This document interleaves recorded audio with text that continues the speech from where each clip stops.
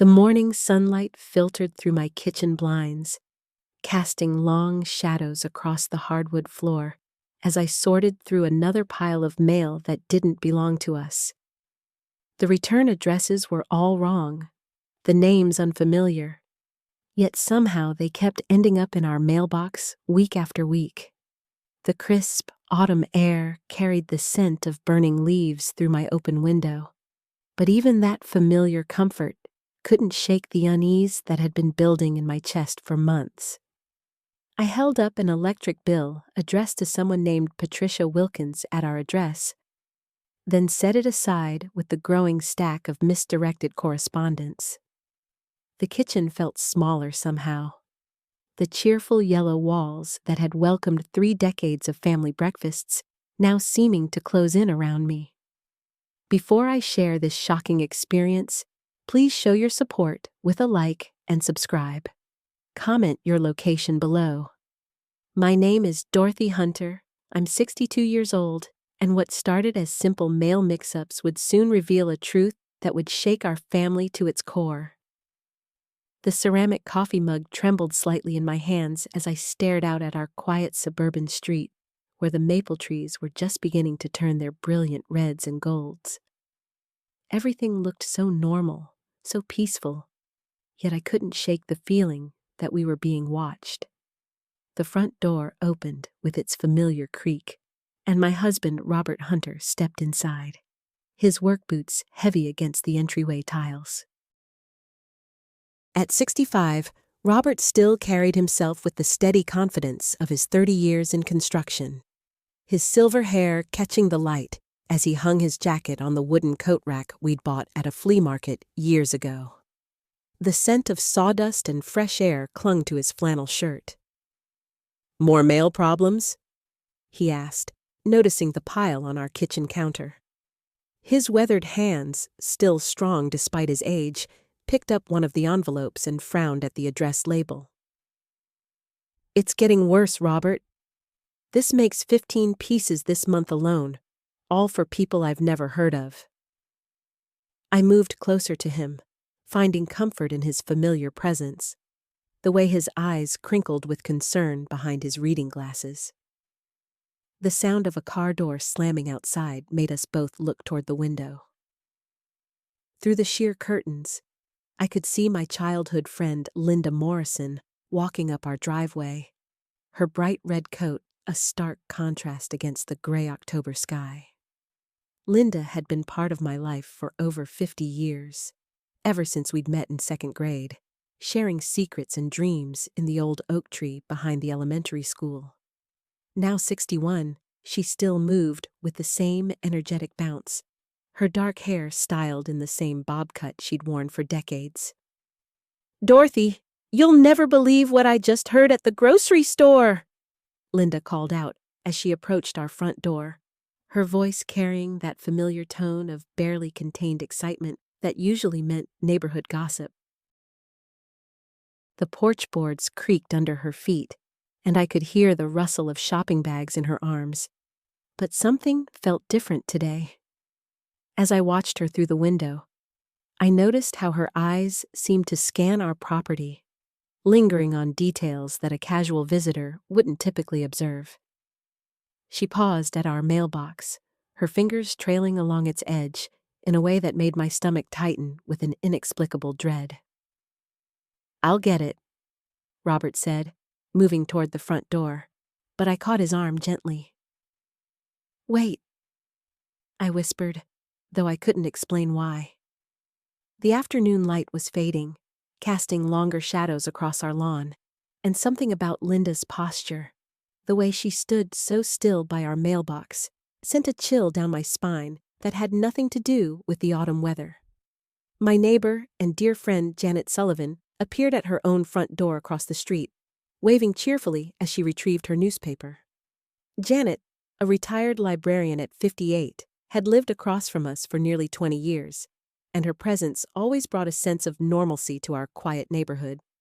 Her gray hair was pulled back in a practical ponytail, and she wore the same comfortable cardigan she favored for her evening walks. "Everything all right over there?"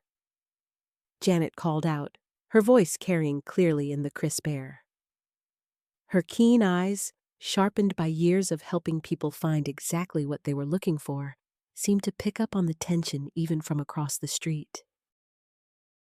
Linda's head snapped up at Janet's voice, and for just a moment, I caught an expression on my oldest friend's face that I'd never seen before. It was calculating, almost predatory, before it quickly melted back into her usual warm smile. The transformation was so brief I almost convinced myself I'd imagined it, but the cold knot in my stomach suggested otherwise. "Just dropping by to chat with Dorothy," Linda replied sweetly, finally approaching our front door. But her eyes kept darting back to Janet, as if she were memorizing details about our neighbor's routine, her house, her habits. Robert squeezed my shoulder reassuringly, his calloused palm warm through my sweater. "You're overthinking this, honey. It's just Linda." But as I watched my childhood friend climb our front porch steps, her smile just a little too bright, her interest in our home just a little too intense, I realized that the strange mail, the feeling of being watched, and Linda's increasingly frequent visits might not be separate coincidences after all. The pieces of a puzzle I hadn't even known existed were beginning to form a picture that terrified me. The doorbell rang, its cheerful chime echoing through our home, but what I discovered next made the pattern snap into place. I took a deep breath and opened the door, forcing my most natural smile as Linda stood on our porch. Up close, I noticed things I'd somehow missed before. How her eyes seemed to catalog every detail of our entryway, lingering on the family photos lining our hallway wall, the small table where we kept our keys. "Dorothy, I hope I'm not interrupting dinner," Linda said, stepping inside before I could properly invite her. Her gaze swept across our living room with an intensity that made me uncomfortable. "I was just thinking about how much I've missed spending time here." "Of course not," I replied, though something in her tone felt off. "Would you like some coffee?" "That would be lovely." Linda settled onto our couch with a familiarity that struck me as presumptuous. She picked up one of the throw pillows, examining its fabric closely. "You know, I remember when you first moved in here. I helped you arrange this very room." Robert emerged from the kitchen, carrying his usual evening cup of tea. "Linda, good to see you again." His greeting was polite but measured, and I caught the slight questioning look he gave me.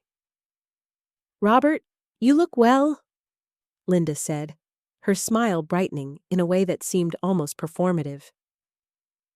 "I was just telling Dorothy how I remember helping you both settle in here." Those were such wonderful times. As I prepared coffee in the kitchen, I could hear their conversation continuing.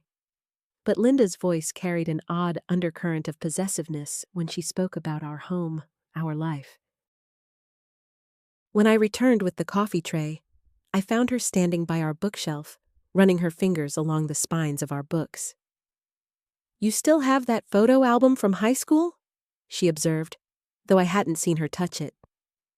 The fact that she knew exactly where it was, tucked between two larger books, sent another chill through me. Janet appeared at our front window, tapping gently on the glass. I welcomed the interruption and went to let her in. "I'm sorry to bother you folks," Janet said, her librarian's instincts clearly picking up on some tension in the room. "But I wanted to mention something. I've been noticing someone walking through the neighborhood quite regularly, especially around your house, Dorothy. Usually in the evenings." Linda's coffee cup clinked against its saucer, the sound sharp in the sudden silence. "Someone walking around our house?" Robert asked, his protective instincts immediately engaged. Janet nodded, her experienced eyes moving between Linda and me. "Yes, and I've seen the same person checking your mailbox on several occasions. I thought you should know, especially with all the strange mail you mentioned last week." My heart began racing as pieces clicked into place.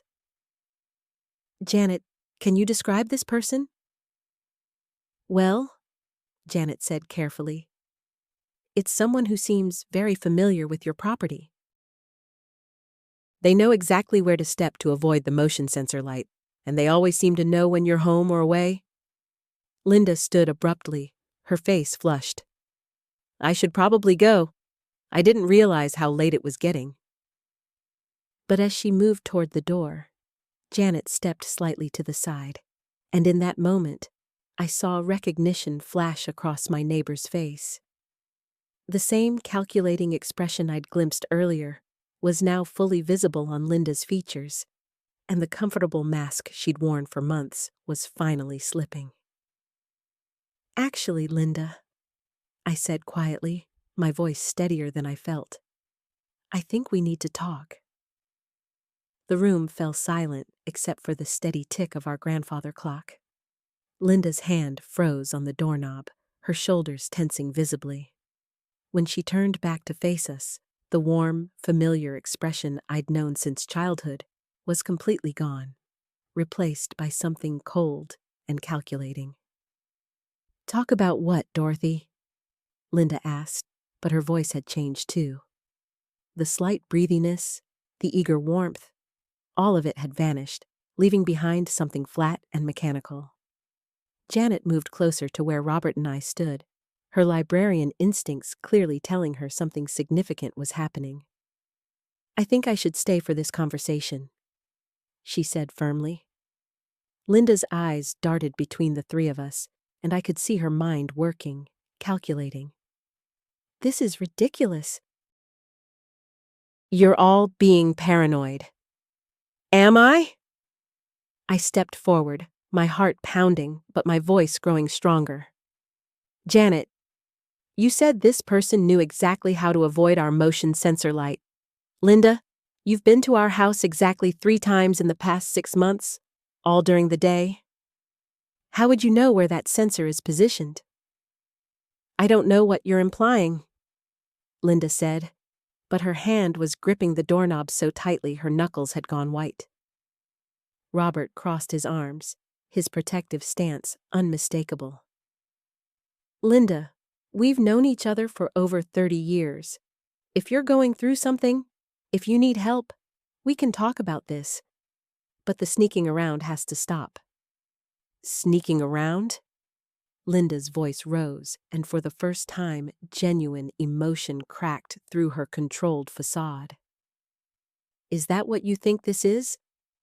I've been trying to be part of your lives, trying to maintain our friendship, and you think I'm some kind of criminal? Janet spoke up quietly. I've seen you checking their mailbox, Linda. I've seen you standing in their backyard at night. That's not maintaining a friendship. That's something else entirely. The accusation hung in the air like a physical thing. Linda's face cycled through several expressions: denial, anger, and then something that looked almost like relief. You don't understand, she said finally, her voice barely above a whisper. You can't possibly understand what it's like to watch everyone else's life move forward while yours just stops. I felt a chill run down my spine. Linda, what are you talking about? Your perfect little life, Dorothy. Your loving husband. Your beautiful home. Your successful career. Do you know what I have? Nothing. Absolutely nothing. Her voice was gaining strength now, becoming more bitter with each word. I lost my job 8 months ago. My apartment lease is up next month, and I can't afford to renew it. I have no family, no real friends except you, and even you've been pulling away from me for years. Robert's expression softened slightly. Linda, why didn't you tell us you were struggling? We could have helped. Helped? Linda laughed, but it was a harsh, brittle sound. Like you helped when I was going through my divorce? Like you helped when my mother died? You sent a card, Dorothy. A card. The accusation hit me like a slap. Linda, I tried to be there for you. You said you needed space. You said you wanted to handle things on your own. What I wanted was for someone to care enough to ignore what I said and be there anyway. The words exploded out of her, years of resentment finally finding voice. But you were so busy with your perfect life that you couldn't see I was drowning. Janet stepped forward carefully. Linda, I understand you're hurting, but following Dorothy around, going through her mail, watching her house, that's not going to solve your problems. I wasn't going through her mail, Linda said defensively. I wanted to know what was happening in her life. You never tell me anything real anymore, Dorothy. It's all surface conversation.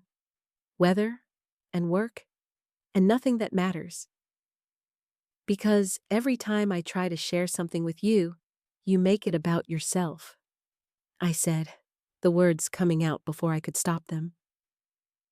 When Robert got his promotion, you spent an hour talking about how unfair your workplace was. When we bought this house, you listed everything wrong with it. I stopped sharing because you couldn't be happy for me.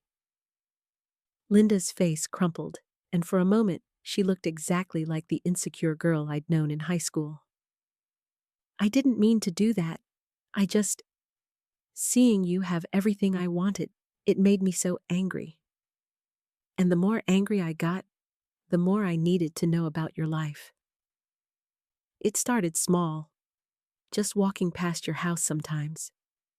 But then I realized I could see into your backyard from the alley, and your mailbox is so easy to access, and it escalated.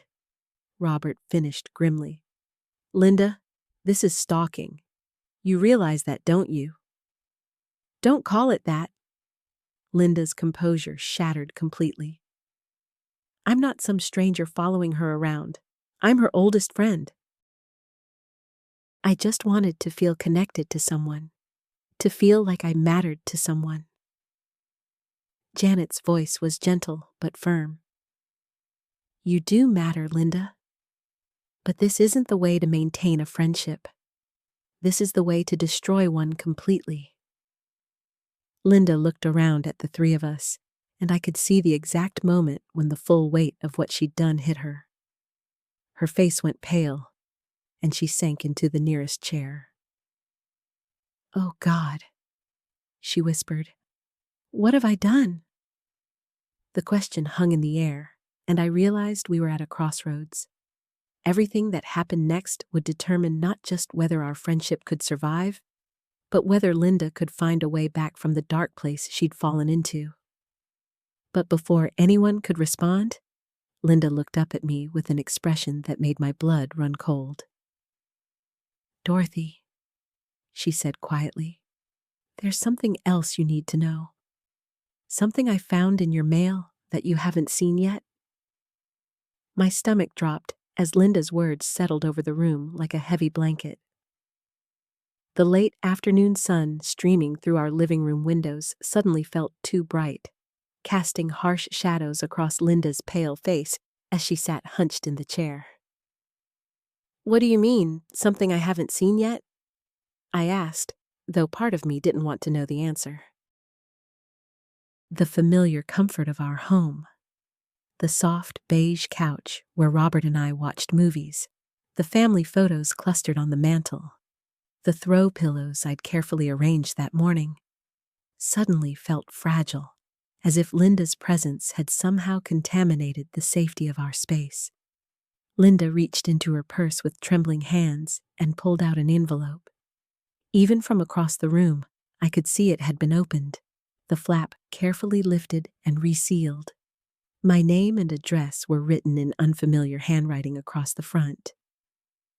I was going to put it back, Linda said, her voice barely above a whisper. I was going to slip it back into your mailbox before you got home from work yesterday. But then I read it, and She trailed off, staring down at the envelope as if it might burst into flames. Robert moved closer to me, and I felt the warmth of his presence like an anchor. Linda, you need to hand over that letter right now, he said, his voice carrying an edge I rarely heard. Whatever it is, it belongs to Dorothy, not you. I know that, Linda snapped, then immediately looked stricken by her own tone. I know that. Dorothy, I think someone's been watching your house. Someone other than me. The words hit me like a physical blow. Janet, who had been standing near the window, turned sharply. What are you talking about? Linda held out the envelope toward me, but her hand was shaking so badly I was afraid she might drop it. It's from someone who says they've been observing your family's routines. They know what time Robert leaves for work, what days you go grocery shopping, when you typically get home. They know things that... She swallowed hard. Things that even I didn't know, and I've been paying attention for months. I felt the blood drain from my face as I reached for the letter. The envelope was standard white paper, the kind you could buy at any store, but there was something unsettling about the careful, precise handwriting. Whoever had written this had taken time with it, forming each letter with deliberate care.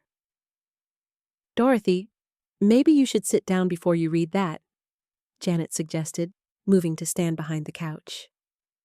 Her usually confident demeanor had shifted into something more protective, more alert. I sank onto the couch, Robert immediately settling beside me. My hands felt clumsy as I pulled the letter from the envelope, unfolding what appeared to be 2 pages of the same careful handwriting. The first line made my vision blur around the edges. Dear Dorothy, you don't know me, but I know you very well. Oh, God, I breathed, scanning the next few lines. The letter detailed our daily routines with an accuracy that made my skin crawl. The writer knew that Robert always kissed me goodbye on the front porch, that I watered the plants on our back deck every Tuesday and Friday evening, that we typically ordered Chinese food on Saturday nights and always requested extra fortune cookies. How long have you had this? Robert asked Linda, his voice tight with controlled anger. Since yesterday, Linda admitted. I saw the mailman deliver it, and when I went to look through your mail like I sometimes do, this one felt different, heavier, and the handwriting wasn't like bills or advertisements. Janet moved around the couch to look over my shoulder as I continued reading. The second page was worse than the first. The writer described watching us through our windows, mentioned specific conversations they'd apparently overheard when we were in our backyard, and made references to our bedroom light patterns that made me feel physically sick. But it was the final paragraph that made my hands start shaking so badly that Janet had to take the letter from me. What does it say? Robert demanded. Janet's voice was steady, but I could hear the underlying tension. It says, I've been patient, Dorothy, but patience has its limits. Soon, I think it's time we met properly. I have so much I want to discuss with you about your life, your choices, your future. I'll be in touch very soon about when and where we can have our conversation. Don't worry about bringing anyone else. This will be just between you and me. The silence that followed was deafening. Outside, I could hear the normal sounds of our neighborhood, a dog barking, a car door slamming, children playing in a nearby yard. But inside our living room, the world felt like it had shifted on its axis. This is why I couldn't just put it back in your mailbox, Linda said, tears streaming down her face. Dorothy, I think I know who wrote this letter. The words hung in the air like a physical weight. I felt Robert's hand find mine, his grip warm and reassuring, while Janet remained standing behind us, still holding that awful letter. You know who wrote this? Robert's voice was carefully controlled, but I could hear the edge beneath it. Linda nodded, wiping her eyes with the back of her hand. I think it's Marcus. Marcus Chen. Do you remember him, Dorothy? He lived 3 houses down from us when we were kids. The name hit me like a cold wave. Marcus. Quiet, intense Marcus, who had followed me around the neighborhood when we were 12 and 13. Who had shown up at my high school graduation, even though he'd moved away 2 years earlier. Who had somehow gotten my college address and sent me letters my freshman year until I'd asked my roommate to intercept my mail for weeks. "Oh my God," I whispered. "I haven't thought about him in years. I hoped he'd moved on with his life." "He did move away," Linda said, settling into the armchair across from us. "But I saw him about 6 months ago at the grocery store. He asked about you. Wanted to know if you still lived in the area, if you were married, if you had kids. I didn't tell him anything specific, but Dorothy, he already seemed to know so much." Janet moved around to face us, her expression grim. 6 months ago. That timing fits with when you said you started feeling like someone was watching you. I thought back to those early feelings of unease, the sense that something was off in my daily routine. "He's been watching us for 6 months?"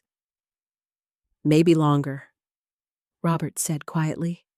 "The detail in that letter suggests he's been at this for a while. He knows things about our private conversations, our habits." He paused, his jaw tightening. "Our bedroom schedule. The violation of it made me feel sick. All those evenings on our back deck, thinking we were having private moments together. All those Saturday nights when we'd laugh over fortune cookies at our kitchen table. Had Marcus been out there in the darkness, watching, taking notes?" "I should have told you I saw him," Linda said, her voice thick with guilt. "But I thought maybe it was just a coincidence. I thought maybe he was just visiting family or something." "It's not your fault," I told her, though my voice sounded hollow even to my own ears. "You couldn't have known." Janet sat down on the coffee table facing us, the letter still in her hands. "The question now is what we do about it. This letter is clearly threatening. He's escalating from watching to wanting direct contact." "We call the police," Robert said immediately. "And tell them what?" I asked, feeling a familiar helplessness creep in. "That my childhood friend sent me a creepy letter? That he knows our routine? They'll say it's not technically threatening enough." "He's stalking you, Dorothy. This is evidence." "But is it enough evidence?" I looked at Janet, hoping her practical mind could cut through my fear. "What do you think?" Janet studied the letter again, her brow furrowed. "It's threatening in tone, but the language is careful. He doesn't explicitly say he's going to hurt you. He talks about having a conversation, about meeting properly. A lawyer could argue it's just an overly familiar letter from an old friend." "An old friend who's been spying on us through our windows," Robert said, his anger finally breaking through his controlled facade. I know. I'm not defending him. I'm just trying to think about how this would be received." Janet folded the letter carefully. "But Dorothy, even if the police can't do much right now, you should still report it. Start a paper trail." Linda had been quiet during this exchange, but now she leaned forward. "There's something else." "When I saw Marcus at the store, he mentioned that he'd moved back to the area. He said he'd bought a house somewhere nearby because he wanted to be closer to old friends." The room felt smaller suddenly, the walls pressing in. "He moved back here? Permanently?" "That's what he said. And Dorothy, the way he talked about you. It wasn't normal. It was like he thought you two had some kind of special connection that was just waiting to be rekindled." I stood up abruptly, needing to move, needing to do something with the nervous energy coursing through me. "This is insane. We were never even close friends. We were just kids in the same neighborhood." "You were kind to him," Linda said quietly. "Remember? When the other kids would tease him, you always stood up for him." You included him in games when everyone else left him out. That was just being decent. That was just being a normal human being. But maybe to him, it meant something more. Robert stood up too, moving to stand beside me. It doesn't matter what it meant to him then. What matters is what he's doing now, and what he's planning to do next. Janet looked up from the letter. He says he'll be in touch about when and where you can meet. That suggests he's planning something specific. Well, I'm not meeting him anywhere, I said firmly. I don't care what he wants to discuss. But Dorothy, Linda said hesitantly, what if ignoring him makes things worse? What if he decides to approach you when you're alone, when we can't help?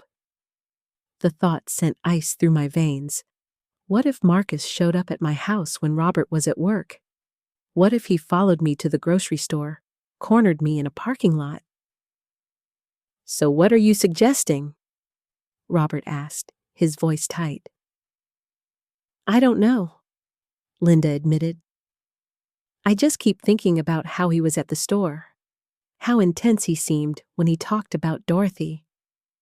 Like he'd been thinking about her for years, building up this whole fantasy in his head. Janet stood up, tucking the letter into her purse. First things first, we're going to the police station right now to file a report. Even if they can't arrest him, they need to know about this. Then we're going to figure out how to keep Dorothy safe while we decide what to do next. As we prepared to leave, I caught a glimpse of myself in the hallway mirror. I looked pale, frightened, smaller somehow than I had that morning. The thought that Marcus might be watching even now, might see us leaving together, might be planning his next move, made me want to crawl under the covers and never come out. But as we walked toward the door, Robert's hand steady on my back and Janet's determined presence beside me, I realized that whatever came next, I wouldn't be facing it alone. What I didn't know was that Marcus had already decided when and where our reunion would take place. The police station felt sterile and impersonal. Nothing like the warm community building I remembered from childhood safety presentations. The fluorescent lights buzzed overhead as we sat in hard plastic chairs, waiting for someone to take our statement. Next, called a tired-looking officer from behind the front desk. I approached with Janet beside me, my hands trembling slightly as I pulled the letter from my purse. The officer, whose nameplate read Sergeant Morrison, looked up with practiced patience. How can I help you today? I need to file a report about stalking, I said, surprised by how steady my voice sounded. Sergeant Morrison's expression sharpened slightly. What kind of stalking behavior are we talking about? I explained everything from the beginning. Marcus showing up at my workplace, following me home, the letter. The officer took notes, occasionally asking for clarification about dates and times. When I finished, he leaned back in his chair. Has he made any direct threats against you or your family? Not exactly threats, but he's been watching my house. He knows where I work, where I live. This letter talks about us having some kind of destiny together. Sergeant Morrison read through the letter carefully. I understand your concern and will definitely file this report. However, I have to be honest with you. Until he makes a direct threat or violates a restraining order, our options are limited. So, we just wait until he does something worse? Robert's voice carried an edge of frustration. We'll increase patrols in your neighborhood, and if he approaches you again, call immediately. Document everything.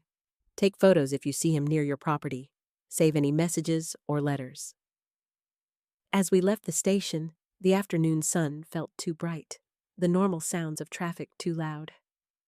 Everything seemed heightened, as if the world had shifted slightly off its axis. That was basically useless. Robert muttered as we reached our cars. Not useless, Janet corrected. Now there's an official record. If something else happens, they'll take it more seriously. Linda had been quiet during the entire police station visit, but now she spoke up. I keep thinking about what he said in that letter. About you understanding him better than anyone else.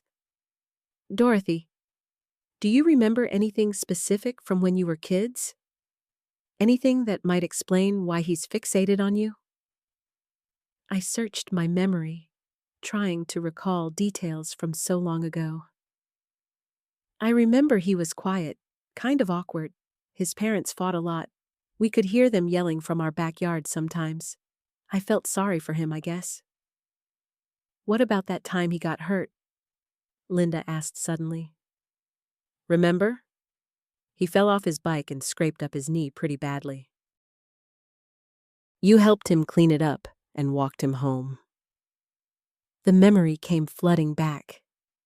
Marcus, maybe 8 or 9 years old, crying on the sidewalk with blood running down his leg. I'd used my water bottle to clean the scrape and given him a Band-Aid from my backpack. He kept saying thank you over and over, I remembered, even after I said it was no big deal. And didn't he give you something the next day? Linda pressed. A drawing or something? I nodded slowly. A picture he'd drawn of the two of us. I remember thinking it was sweet, but also kind of strange because he'd drawn us holding hands, and we weren't really friends like that. Robert ran his hand through his hair. So he's been building this fantasy for decades, based on normal childhood kindness. The question is, what do we do now? Janet asked. We can't just sit around waiting for him to make his next move? As if summoned by her words, my phone buzzed. A text from an unknown number. The park where we used to play, tomorrow at 3 p.m. Come alone, Dorothy. It's time we talked properly. My hands started shaking as I showed the others the message. How did he get your number? Robert demanded. I don't know. Maybe from work or... I trailed off, realizing how many ways someone determined enough could find personal information. You're not going, Janet said firmly. Absolutely not. But what if he gets angry? What if ignoring him makes everything worse? Linda looked around nervously. What if he's watching us right now? What if he saw us go to the police station? The thought made my skin crawl. I found myself scanning the parking lot, looking for Marcus's face among the strangers coming and going. Every man of roughly the right height and build made my heart race. We need to get you somewhere safe, Robert said. Maybe you should stay with Janet for a few days. Running away won't solve this, I protested, even though part of me wanted nothing more than to disappear until this nightmare was over. Janet was studying the text message again. He's getting bolder. First the letter, now direct contact. This is escalating. Tomorrow at 3, I repeated. That's less than 24 hours. Which means we need to decide tonight what we're going to do, Robert said. As we stood there in the police station parking lot, the weight of the decision pressing down on us, I couldn't shake the feeling that Marcus was already several steps ahead of us, that while we were trying to figure out how to respond, he was putting the final pieces of his plan into place. What I didn't realize was that he'd been planning this particular conversation for over 20 years, and he had no intention of letting me walk away from it. That night, sleep eluded me completely. I lay in Janet's guest bedroom, staring at the ceiling as every creak of the house settling made me wonder if Marcus had somehow found me here. The borrowed pajamas felt foreign against my skin, and the unfamiliar shadows on the walls seemed to shift and move in my peripheral vision. At 2 a.m., I gave up and padded to the kitchen, where I found Janet sitting at her table with a cup of tea, still fully dressed. Couldn't sleep either? She asked softly. I shook my head, and sank into the chair across from her. I keep thinking about that drawing he made. How did I miss it? How did I not see that he was already creating this fantasy world where we were together? You were 8 years old, Dorothy. You saw a lonely kid being kind in the only way he knew how. Janet reached across and squeezed my hand. You can't blame yourself for not recognizing obsession in a child. The tea she made me was chamomile, the same kind our mother used to brew when we couldn't sleep during thunderstorms. The familiar ritual of wrapping my hands around the warm mug brought back memories of feeling safe and protected. Now, at 32, I felt more vulnerable than I had since childhood. What if I go to the park? I said suddenly. What if I just meet him and explain that this fantasy he's built isn't real? Janet's cup clinked sharply against her saucer. Absolutely not. We've been through this. But maybe if I could just talk to him, make him understand that we were never meant to be together, that what he remembers isn't what actually happened. Dorothy, listen to yourself. Ooh. You're talking about reasoning with someone who's been watching our family for years. Someone who thinks breaking into your apartment and leaving love letters is romantic. Janet's voice carried a sharp edge I rarely heard from her. This isn't a misunderstanding. This is delusion. I knew she was right, but the weight of helplessness was crushing. Then what do? Hide forever? Change our names and move across the country? We figure it out, together. Janet's voice softened. But we don't put you in danger trying to fix something that isn't your responsibility to fix. The next morning brought no clarity, only the relentless march of time toward 3 p.m. Robert arrived at Janet's house around 10, looking like he'd slept as poorly as we had. His usually neat hair was disheveled, and there were dark circles under his eyes. I've been thinking, he announced without preamble. What if we go to the park, but Dorothy doesn't? What if Linda and I show up instead and tell him she's not coming? Linda, who had arrived moments after Robert, looked skeptical. And then what? He gets angry and escalates even more? Or maybe he realizes this fantasy isn't going to work out and he moves on. Robert countered. People like Marcus don't just move on, Janet said firmly. They double down. I found myself pacing between the kitchen and living room, unable to sit still as the debate continued around me. The walls of Janet's house, which had felt protective the night before, now seemed to close in. Every time I looked out the window, I half expected to see Marcus standing on the sidewalk, watching. What if he's already there? I interrupted. What if he's been at that park since dawn, waiting? The others fell silent. Linda wrapped her arms around herself, and I realized this ordeal was taking a toll on all of them, not just me. I keep thinking about his note, I continued. Time we talked properly, like we've been having conversations all along. Like the letters and the watching and the breaking in were all just part of some ongoing relationship. Robert rubbed his temples. The scariest part is how normal he probably thinks this all is. In his mind, he's probably the romantic hero finally making his grand gesture. It's 1:15, Linda announced, checking her phone. We need to decide. I stopped pacing and looked at each of them. Janet, who had dropped everything to protect me. Robert, who had driven across town at dawn because he was worried. Linda, who was scared but still here, still trying to help figure this out. I'm going, I said quietly.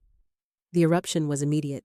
All three of them started talking at once, voices overlapping in protest and concern. But I held up my hand. I'm going, but not alone, and not the way he wants. I took a deep breath, the plan forming as I spoke. We all go. We stay together. And we end this. Janet was already shaking her head. Dorothy, no. If we keep running, keep hiding, this will never stop. He'll keep escalating until someone gets hurt. I looked at each of them. At least this way, it's on our terms. The silence stretched between us, heavy with unspoken fears and the weight of a decision that felt both inevitable and terrifying. Outside, clouds were gathering, and the first drops of rain began to tap against Janet's windows. In less than 2 hours, one way or another, 24 years of Marcus's obsession would finally come to a head. What none of us realized was that Marcus had never intended for me to come alone. The rain picked up intensity as we sat in Robert's car in the parking lot adjacent to Riverside Park. From our vantage point, we could see the bench Marcus had specified without being immediately visible ourselves. The windshield wipers created a rhythmic backdrop to our nervous breathing. "There," Linda whispered, pointing through the passenger window. "Is that him?" A figure sat hunched on the bench, shoulders curved against the rain. Even from a distance, even after all these years, I recognized the way Marcus held himself. That same posture from high school when he'd wait by my locker, hopeful and intense. "It's him," I confirmed, my voice steadier than I felt. Robert adjusted the rearview mirror to get a better angle. "He's been there for at least 10 minutes. Just sitting." Janet turned from the front seat to face me. "You don't have to do this, Dorothy. We can still leave." But I was already studying Marcus through the rain-streaked window. He kept checking his phone, then looking around the park. His body language radiated nervous energy, but also something else. Anticipation. Like he genuinely believed this meeting would go the way he'd imagined it. "He brought an umbrella," I observed. "And there's something on the bench next to him." "Flowers," Robert said grimly. "Of course there are flowers." The absurdity of it hit me then. Marcus sitting in the rain with flowers, waiting for a romantic reunion that existed only in his mind, while I sat 50 yards away with 3 people trying to figure out how to end his 24-year delusion without anyone getting hurt. "What's the plan when we approach?" Linda asked. "Do we all just walk up together?" "I think I should go first," I said, "but I want you all close enough to intervene if things go wrong." Janet shook her head. "Absolutely not. We stick together. If he sees all of you at once, he might panic and run. Then we're back where we started." I watched Marcus check his phone again. "Let me approach alone, but stay within shouting distance. If he gets aggressive or weird, you move in immediately." Robert drummed his fingers on the steering wheel. "What are you going to say to him?" That was the question I'd been avoiding. What do you say to someone who spent decades constructing an elaborate fantasy around you? How do you shatter that gently enough that they don't break completely, but firmly enough that they finally let go? "The truth," I said finally, "that this has to stop. That whatever he thinks we had, or could have, it's not real." "And if he doesn't accept that?" Janet asked. "Then we call the police right then and there." Marcus stood up suddenly, pacing a few steps away from the bench before returning. The flowers remained where he'd placed them, getting soaked despite his umbrella. "He's getting anxious," Linda observed. "It's almost 2:30. I realized I'd been hoping he would give up and leave, that maybe the rain would drive him away and we could go home and pretend this confrontation had happened in some other timeline. But Marcus wasn't leaving. If anything, his movements were becoming more agitated. "Okay," I said, reaching for the door handle. "I'm going." The rain hit me immediately as I stepped out of the car, soaking through my jacket within seconds. I hadn't thought to bring an umbrella, and the symbolism wasn't lost on me. Marcus prepared and waiting with shelter and flowers. Me arriving unprepared and already drowning. Each step across the grass felt monumental. Marcus hadn't seen me yet, his back partially turned as he continued his nervous pacing. Part of me wanted to call out, to announce myself from a distance. But another part knew that the moment I spoke, everything would change. There would be no going back to the relative safety of wondering what might happen. 20 feet away, Marcus turned and saw me. His face transformed completely. The anxiety melted away, replaced by something that looked like joy, but felt dangerous in its intensity. He smiled the same smile I remembered from high school, the one that had once been endearing, but now made my skin crawl. "Dorothy," he said, as if my name was something precious he'd been saving. "You came." "Hello, Marcus." He gestured to the bench, to the flowers, to the umbrella he was holding. "I brought these for you. Your favorites. White roses, I remember." I didn't have the heart to tell him that white roses had never been my favorites, that he was thinking of someone else, or some version of me that had never existed. "Marcus, we need to talk." "Yes," he said eagerly, stepping closer. "We do. There's so much I need to tell you.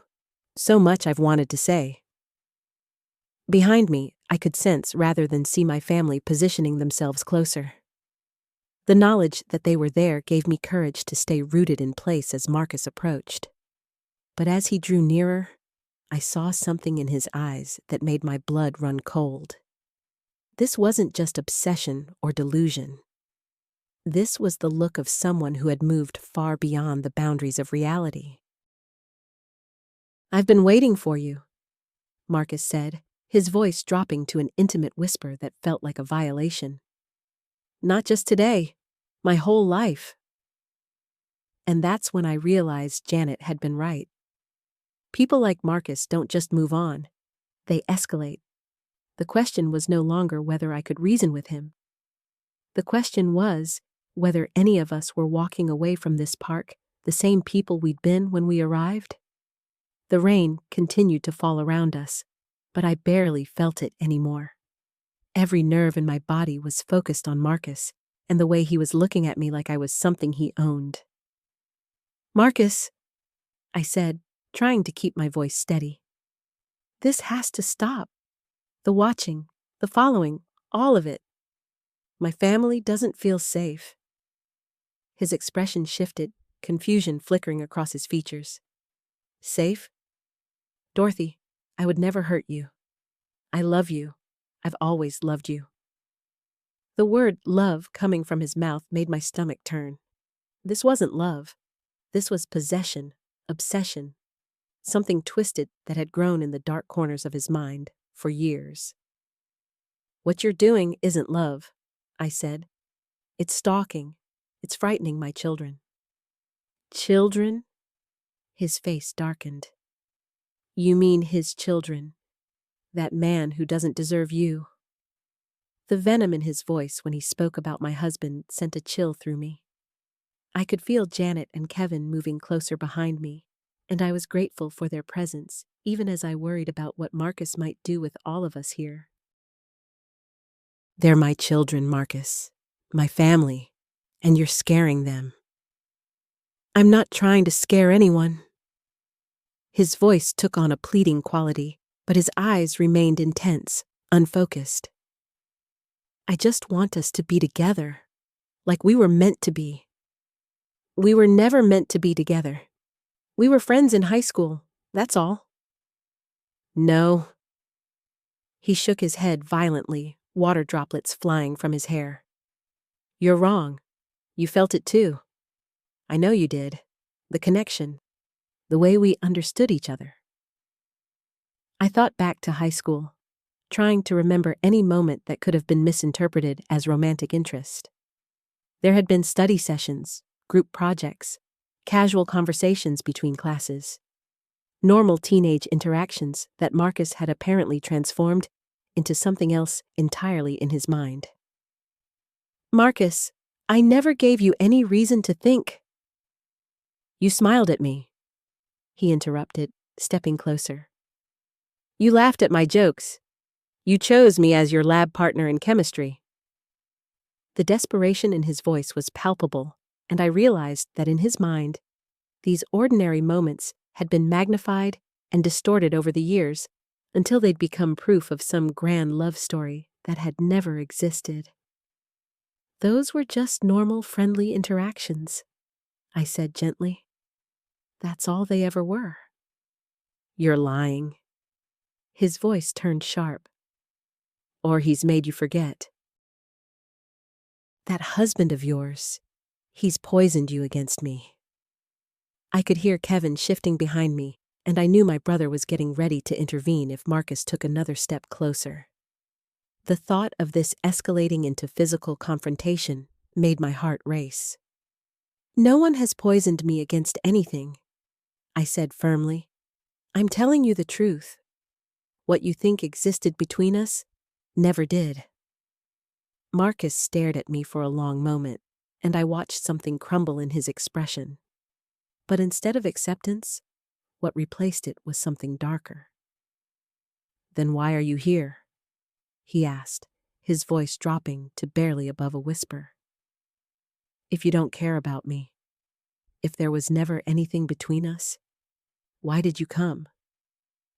The question hung in the air between us, and I realized that by agreeing to this meeting, I might have inadvertently confirmed something in his mind. In his twisted logic, my presence here was proof that some part of me wanted to be with him. I came because I want this to end, I said. I want you to leave my family alone. I can't do that, he said simply. I won't do that. The finality in his voice made my blood run cold. This wasn't someone who was going to be reasoned with or convinced to walk away. This was someone who had built his entire reality around a fantasy, and he wasn't going to let go of it easily. Marcus, Janet's voice came from behind me, calm but firm. You need to listen to what Dorothy is telling you. He looked past me to Janet, and his expression twisted with something like disgust. This doesn't concern you. It concerns all of us, Kevin said, moving to stand beside me. You've been terrorizing our family. Marcus's attention snapped to Kevin, and I saw his hands clench into fists. The flowers he'd been holding fell forgotten to the wet grass. Your family, Marcus repeated, his voice taking on a mocking tone. Do you have any idea what she gave up for your family? What she could have had with me? She chose her life, Janet said firmly. She chose her husband, her children, her career. Those were her choices to make. Wrong choices, Marcus snarled. All of them wrong. That's when I understood the true scope of what we were dealing with. This wasn't just about unrequited love or misunderstood teenage interactions. Marcus had constructed an entire alternate reality where I had made the wrong choices, where my life was somehow incomplete without him in it. And if he truly believed that, then there was no telling what he might do to correct those wrong choices. The silence stretched between us like a taut wire, heavy with the weight of Marcus's words. The cemetery around us felt impossibly quiet, as if even the wind had stopped to listen to this confrontation that had been years in the making.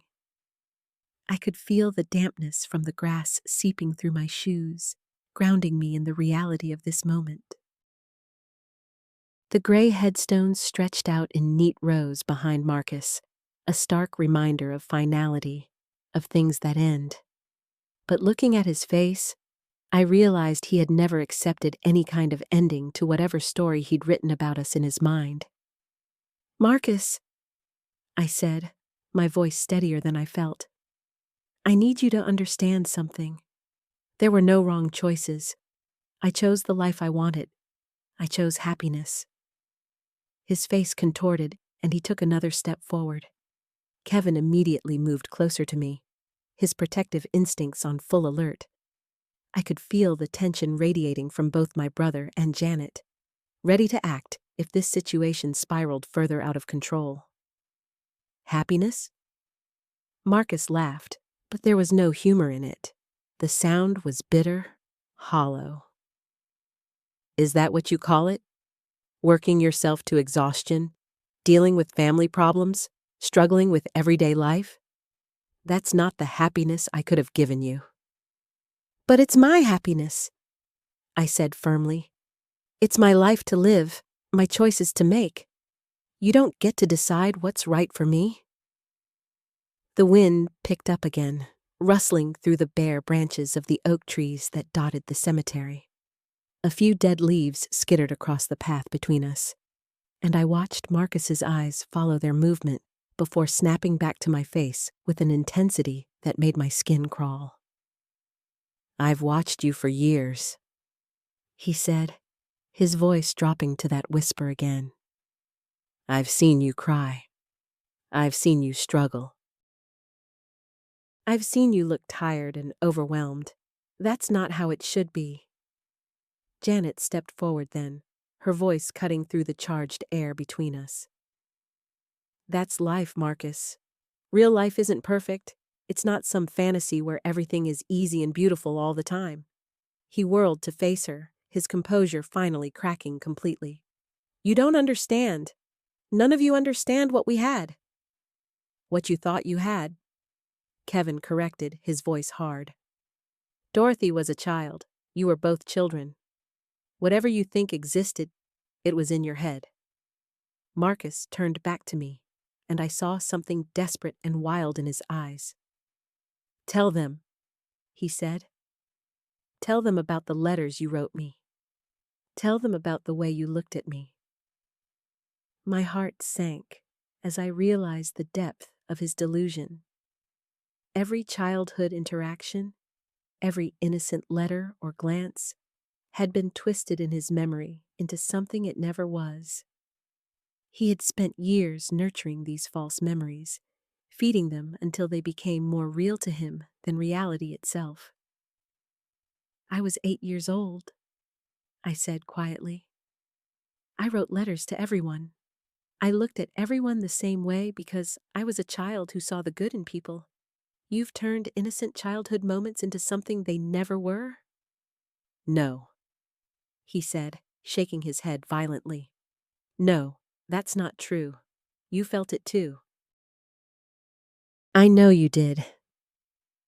The desperation in his voice was almost pitiful, but the threat he represented kept any sympathy I might have felt at bay.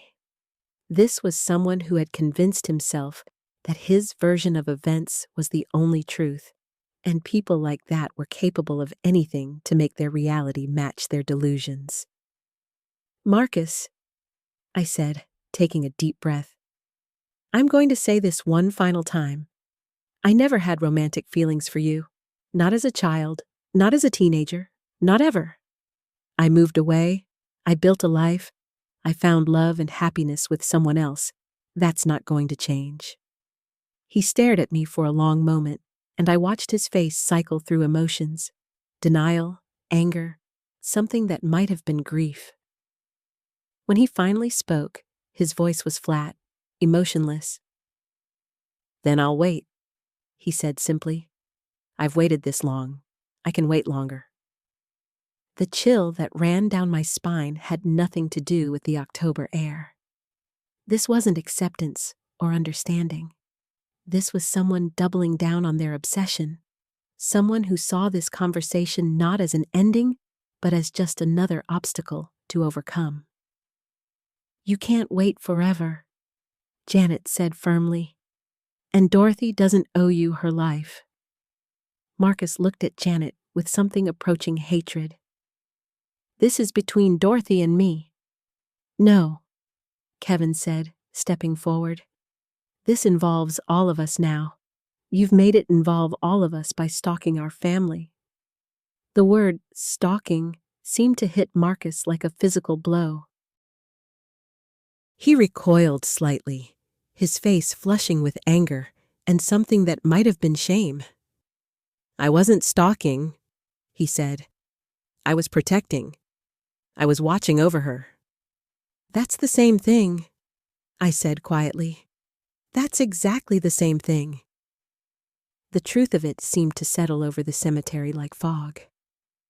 Marcus stood there, surrounded by the evidence of his delusion, faced with the reality that what he saw as love and protection, we saw as violation and threat. And in that moment, looking at his face, I realized that this meeting wasn't going to end the way any of us had hoped. Marcus wasn't going to walk away. He wasn't going to accept reality. He had invested too much of himself in this fantasy to let it go now. The question was, what were we going to do about it?